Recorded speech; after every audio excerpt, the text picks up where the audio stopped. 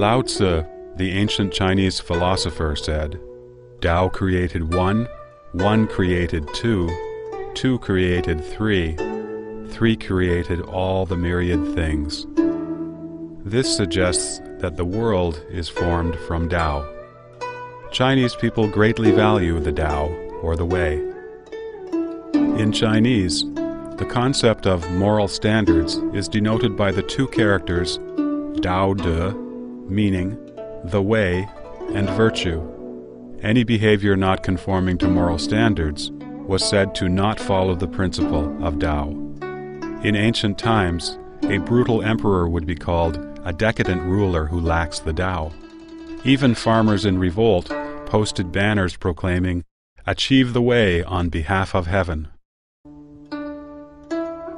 The Chinese traditionally believed in the unity of heaven and humanity. Lao Tzu said in his book, Tao Te Ching, "Man follows the earth follows heaven, heaven follows the Tao, and the Tao follows what is natural. The Tao of the universe does not change, and the universe runs according to the Tao, in an orderly manner. The earth follows the changes of heaven. Therefore, it has 4 distinct seasons. By respecting heaven and the earth, humankind enjoys a harmonious life of gratitude and blessings. This is reflected in the expression, heaven's favorable timing, earth's advantageous terrain, and harmony among the people. Astronomy, geography, the calendar system, medicine, literature, and even social structures all follow this understanding according to traditional Chinese thought. For over 5,000 years, profound insights offered by sages and philosophers about heaven, earth, and the universe have been passed down from generation to generation. This wisdom has nurtured the Chinese people and created one glorious era after another. In the last 100 years, while China was in great peril, the communist specter took the opportunity to enter the scene and seized political power by the use of brutal cruelty, controlling people with violence and lies, and promoting man over nature, and a philosophy of struggle. Chairman Mao Zedong said, "Battling with heaven is endless joy, fighting with the earth is endless joy, and struggling with humanity is endless joy." The Communist Party despises heaven, earth, nature, and morality. It is an extremely malevolent force against the universe, causing limitless agony and tragedy. It has also pushed China's 5,000-year civilization to the brink of destruction.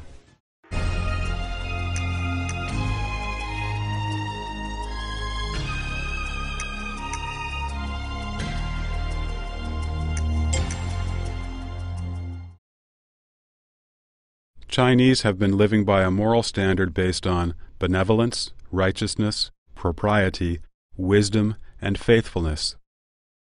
Popular sayings included, "Men at birth are naturally good," and "The heart of compassion is possessed by all people alike." Man's inborn nature aspires to kindness. Morality and justice are the most fundamentally important criteria for human beings. The Communist Party disregards these fundamental criteria, human nature, and morals. It materializes and mechanizes human beings. It classifies people into different categories based on wealth, family background, and so-called class components, and stresses that class conflict shouldn't be harmonized. People who were labeled as advanced class were transformed into frenetic revolutionary tools and rebellious revolutionary ruffians. Those labeled as reactionary class were, whether good or bad, cast deep into hell with no chance of being rehabilitated. The Communist Party's standard for classifying people has changed frequently and unpredictably. Yesterday's revolutionaries could be the target of today's attacks. The decades of on-again, off-again political movements have made Chinese people realize that right or wrong is not important in the communist society. The only way to survive is to follow the party closely. In Chinese society today, people have lost their standard of good and evil, virtue and vice. Virtue is regarded as foolish and a sign of weakness. The Chinese saying, "Life will get the best of you if you don't look out for number one," has become many people's motto. People stop at nothing for personal gain.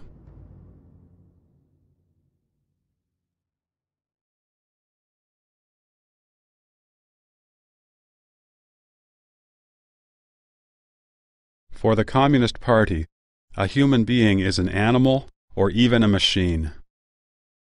The Communist Party's goal is to control people and gradually change them into rebellious, revolutionary ruffians.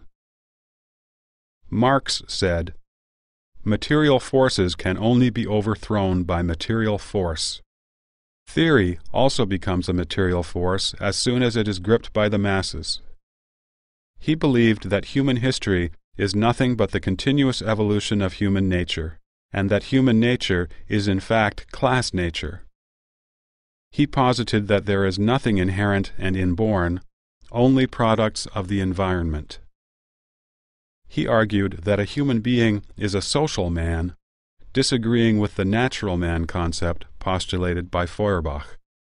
Lenin believed that Marxism cannot be generated naturally among the proletariat, but must be infused from outside. Lenin tried his best, but could not cause workers to shift from the economic struggle to the battle for political power.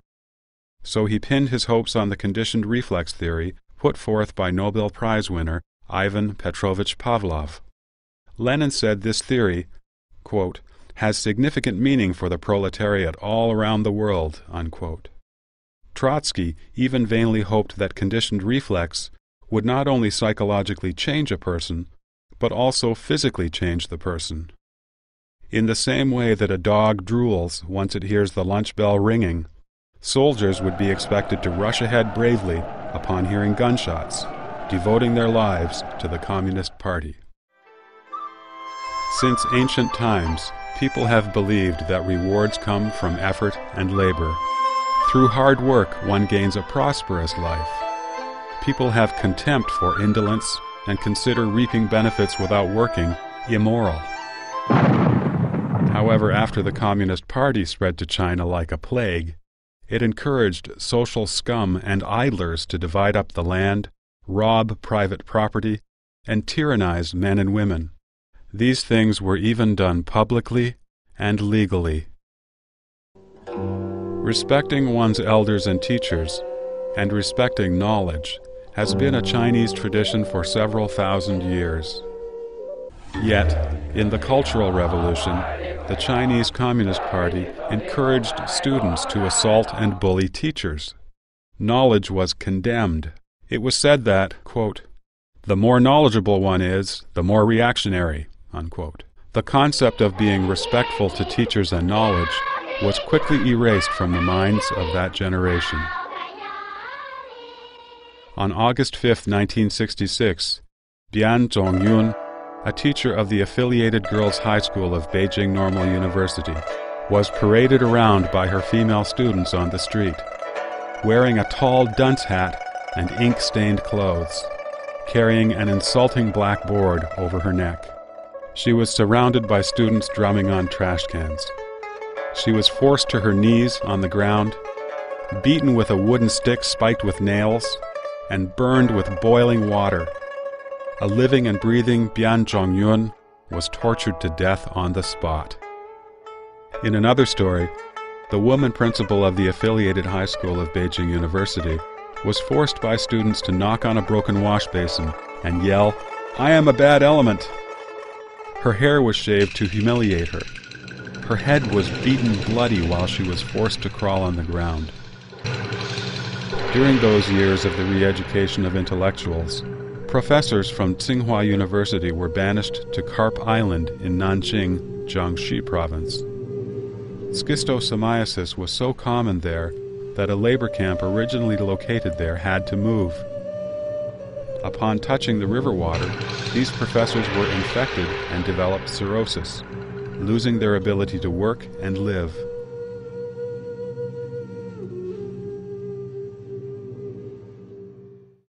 Everyone thinks to be clean is good, and to be dirty is bad. The Chinese Communist Party promotes getting mud all over the body and covering your hands with calluses, and celebrates your hands are dirty and your feet smeared with cow dung. People like this were considered to be the most revolutionary, and they could attend universities, join the party, be promoted, and become party leaders. Affection is a natural human emotion. Affection among husbands and wives, children, parents, friends, and in society is normal. Through incessant political campaigns over several decades, the Chinese Communist Party has forced people to fight with people. Under intense pressure and terror, it has been common for parents and children to report on each other, or husbands and wives to expose each other. Family relations were often renounced. The Communist Party suppresses human beings' virtuous nature. It promotes, encourages, and uses the evil side of humanity to strengthen its rule. The Communist Party has systematically destroyed universal moral standards in an attempt to demolish the concepts of good and evil and of honor and shame that have been maintained by humankind for thousands of years. The Communist Party crushed Chinese people's courage to speak the truth and turned Chinese people into spineless cowards. In the name of helping the Communist Party rectify itself, the anti-rightist movement in 1957 called upon intellectuals and the general public to make suggestions to the Communist Party. When people bravely and sincerely talked about what was really on their minds, they were accused of being anti-communist, labeled as rightist, and sent to forced labor for 1 or 2 decades. Their families were implicated. In 1969, a regular female Communist Party member, Zhang Zhixin, was thrown into jail for expressing a different view on the Cultural Revolution than the official one. Because she held on to her view, prison guards many times stripped off her clothes, handcuffed her hands behind her back, and threw her into prison cells filled with men, letting the prisoners gang rape her. She became insane in the end. Yet in spite of this, when she was about to be executed, the prison guards feared she would cry out in protest. They held her head down and sliced open her throat without any anesthetic.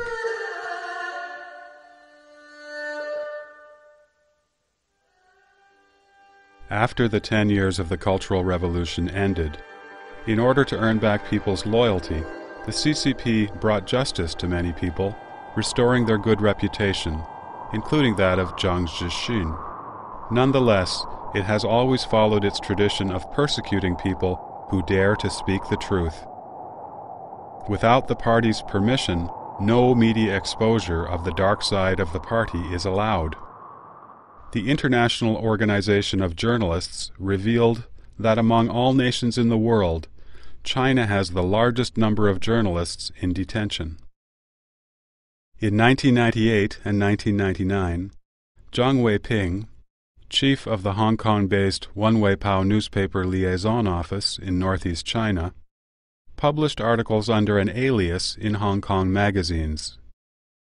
The articles exposed government corruption and criticized a high-ranking official, Bo Shilai. As a result, Zhang Weiping was secretly arrested and sentenced to a 6-year prison term, allegedly for leaking state secrets and inciting subversion of the state's political power. His wife was also detained because she tried to help her husband. When officials at different levels were handling his case, they were all aware of the injustice, but no one dared to openly discuss it.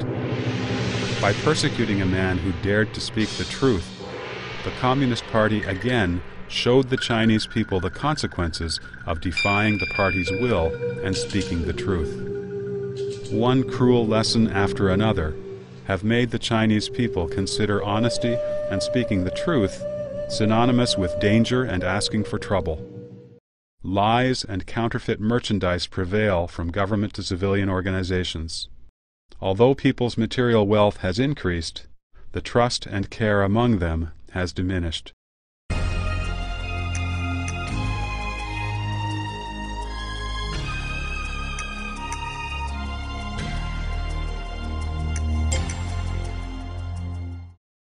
Engels said that freedom is the recognition of inevitability.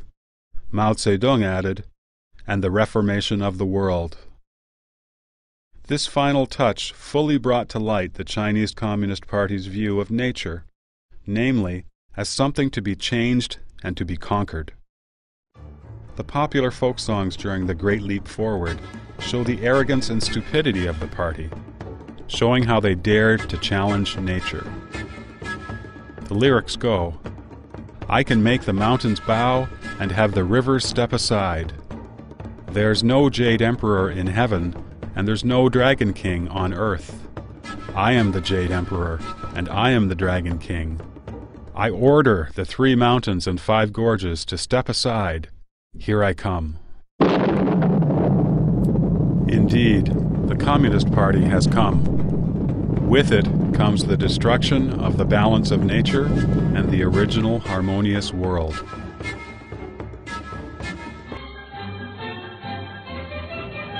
Under its agricultural policy of keeping grain as a key link, the Chinese Communist Party converted to farmland large areas of mountain slopes and grasslands that were unsuitable for farming, even filling rivers and lakes to make cropland. What was the result? The CCP claimed that the grain production in 1952 exceeded that of the nationalist period. The CCP did not reveal, however, that it wasn't until 1972 that the total grain production in China exceeded that of the peaceful Qianlong reign during the Qing dynasty. To this day, China's per capita grain production is far below that of the Qing dynasty, and is 1/3 of that of the Song dynasty, when agriculture was at its peak in Chinese history. The indiscriminate cutting of trees, leveling of rivers, and filling of lakes have caused drastic ecological deterioration in China. China's ecosystem is on the brink of collapse. The drying up of the Hai River and the Yellow River, and the pollution of the Huai and the Yangtze rivers sever the lifeline of the Chinese nation.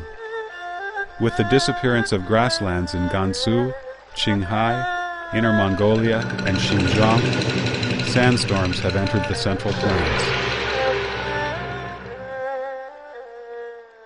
In the 1950s, under the guidance of Soviet experts, the CCP built the Sanmen-sha hydroelectric power station on the Yellow River. To this day, this power station has the generating capacity of only a medium-sized river, despite the fact that the Yellow River is the second largest river in China. To make matters worse, the project has also led to an accumulation of mud and sand in the river's upper reaches, and raised the height of the riverbed. Because of this, even a moderate flood brings enormous loss of life and property to people on both sides of the riverbanks. In the 2003 flood of the Wei River, the peak volume was 3,700 cubic meters per second, a level that might occur every 3 to 5 years. Yet, that flood caused a disaster unprecedented in the past 50 years. A multitude of large-scale reservoirs were built in Henan province. In 1975, the dams of these reservoirs collapsed one after another. Within 2 hours, 60,000 people drowned. The total death toll was as high as 200,000. Today, the CCP continues wanton acts of destruction against the land of China. The construction of the Three Gorges Dam, which was officially started at the end of 1994, was another dam construction the CCP attempted to monumentalize. The Xinhua news agency said, "The construction of the Three Gorges Dam was a great project that conformed to Zhang's Three Represents," and that the construction of the Three Gorges Dam was a brilliant joint decision made possible by 3 generations of leaders in the party central. Yet, a series of serious consequences have surfaced along the way. About 2 million people have been forced to leave their homes behind, creating some unsurmountable challenges. The 600-kilometer-long reservoir will flood over 250,000 acres of precious farmland and 1,300 historical cultural sites. It will bring unpredictable damage to the environment along the Yangtze River. Amid the hype about great dams for so many years, the Three Gorges Dam will probably be the most disastrous of all.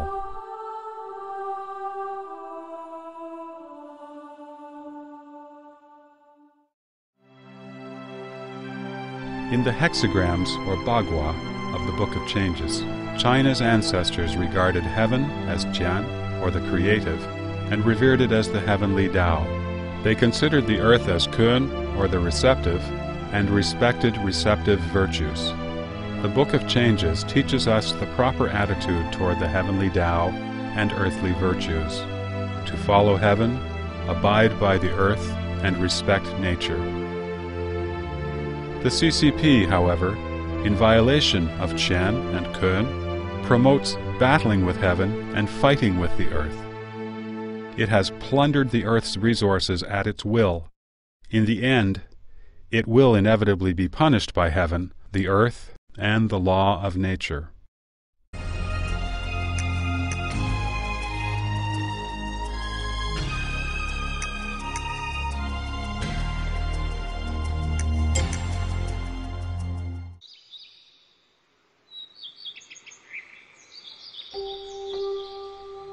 There is a Chinese saying which goes, "You do not know the true face of Mountain Lu, precisely because you are on the mountain."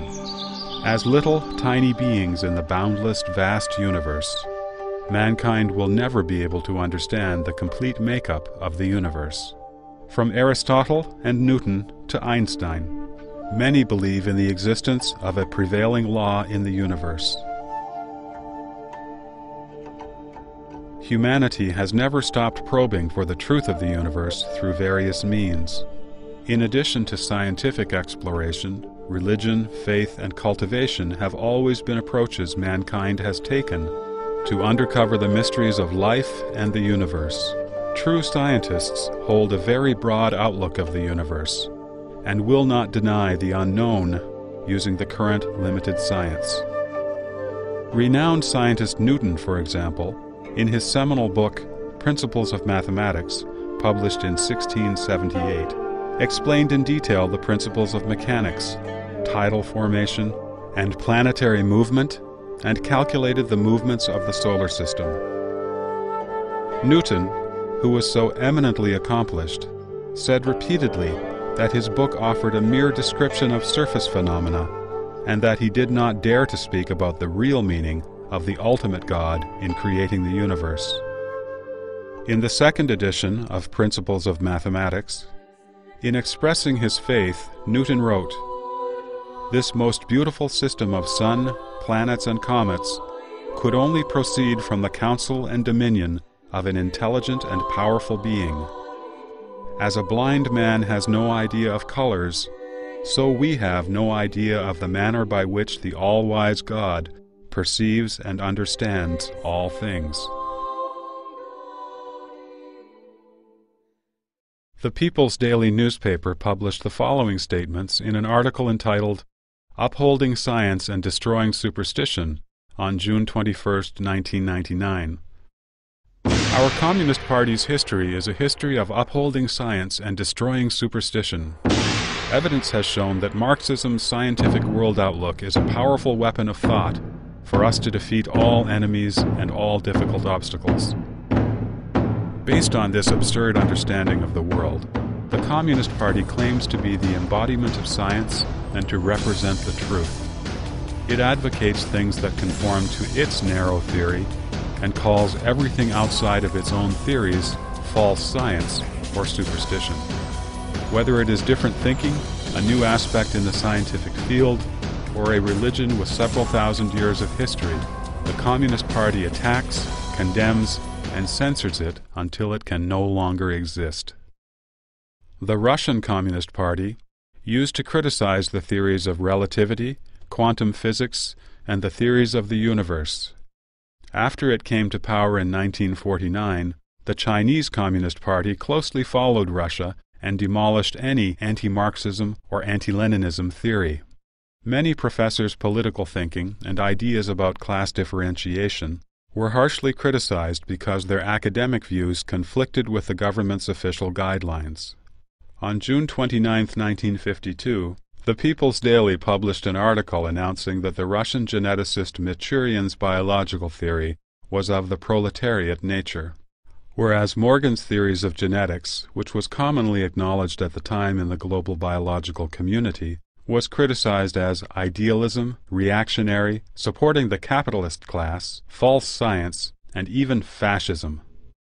During the Great Leap Forward in 1958, the ideology of the day is summed up by the following saying: "However daring human beings are, that's how productive the earth is." This saying was considered to be the truth, and any experts who thought differently were ruthlessly denounced and criticized. Today, modern medical science, research on the soul, reflective research on evolution, and other new scientific fields around the world have been denounced as false science, and are being suppressed and attacked in China because they are not in accordance with communist doctrine. Science is a means for mankind to explore nature, yet the Chinese Communist Party has used many ways to monopolize and manipulate science. The manipulation is all-encompassing, influencing everything from education to scientific research. It has suffocated Chinese people's creativity and independent thinking, their spirit to explore unknown territory, and their courage to reflect on traditional theories. For thousands of years, faith has been mankind's experience and a way of understanding the relationship between man and the universe. Faith should lie beyond the management of a political party. The Communist Party believes in materialism and atheism, which oppose mankind's traditional beliefs. People's faith in God made it difficult for the Communist Party to promote communism. Consequently, ever since its earliest establishment, the party has been extremely afraid of various orthodox faiths. So, it turned around and accused religion of being an opiate for the masses, keeping them numb to the truth. The Communist Party forces people to believe that a human being is no more than a high-level animal who can talk and use tools. It advocates that there is no God, no Buddha, no past lives, no afterlife, and no ultimate price to pay for one's misdeeds. Without exception, after the Communist Party seized the reins, in order to strengthen their power, the party leaders deified themselves. One quote from the day: "Chairman Mao is the great savior of the people. The Communist Party is like the sun. It brightens everything it shines upon." Yet, people who truly believe in God will not consider their political leaders to be gods. In light of this, the orthodox faiths posed a serious challenge to the Communist Party's policy of keeping people ignorant. Ever since the Chinese Communist Party took power, it has destroyed temples, burnt scriptures, persecuted priests and monks, and sent party members to infiltrate religious organizations and to take positions as religious leaders. It has resorted to violence and imprisonment to force the people to worship the Communist Party first, and then God or Buddha. Step by step, in the large-scale political movements over the past decades, the Communist Party leaders have been portrayed as gods. Meanwhile, the righteous faith in Chinese people's minds, which has been passed down for thousands of years, has been destroyed. When the gods created by man exposed their true faces as time went by, when Chinese people lost the halo of God in their minds, what was left in China was a spiritual void. After being fooled and having their ideals crushed, for the generations of older Chinese, the decades of loss and pain have made them doubt everything. The younger Chinese generations have rejected faith. The incessant pursuit of material comfort and an indecorous attitude toward life have destroyed Chinese people's moral restraints.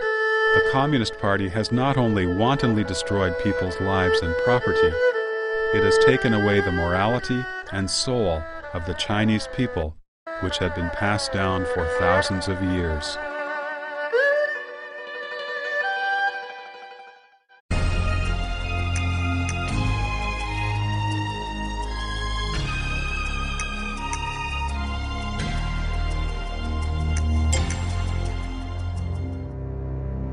As an evil specter that opposes nature, heaven, earth, and humanity, the Communist Party has no righteousness. The repeated violence and lies that have followed the same pattern, the ever-changing stance and ever-changing interpretations, the wicked behavior of latching on to everything, to drill into the bone and suck out the marrow, and the ferocious attempt to destroy the upright principles of heaven, earth, and the human world, all have been done for the sake of maintaining this wicked specter's life. The Communist Party makes itself an enemy of everything in the universe. Because of this, from the very beginning, it is doomed to be buffeted by one crisis after another, and is destined to be eliminated by the universe. As the first paragraph in the Communist Manifesto says, all the powers of old Europe have entered into a holy alliance to exorcise this specter. In China, the Communist Party has had the same experience. From the Mahe incident and the April 12th purge of the party, to being besieged 5 times in areas they controlled by the KMT, and eventually to being forced to retreat in the Long March, the CCP has always faced the crisis of its own elimination. One political movement after another, from when the CCP took power, to the so-called economic reforms which completely abandon socialist theory. These are nothing but struggles made up by the Communist Party when it encountered life and death crisis over and over again. Today, communism has failed across the globe. Jiang Zemin, the former leader of the last major communist regime in the world, said to a correspondent of the Washington Post in March 2001, "When I was young, I thought the ideals of communism would be reached very quickly, but now I don't feel like this." At present, those who truly believe in communism are few and far between. The CCP clings desperately to its so-called communist theory, fooling itself and others, simply for the sake of maintaining the legality of its regime. The communist movement is destined to fail. Though the Chinese Communist Party has survived many crises by frequently changing its appearance and clinging to desperate contrivances, its inevitable doom is clear to the whole world. The vast universe carries with it the irrefutable will of heaven, which can also be called the will of the divine or the law and force of nature. Humanity will have a future only if it respects heaven's will, follows the course of nature, observes the law of the universe, and loves all beings under heaven.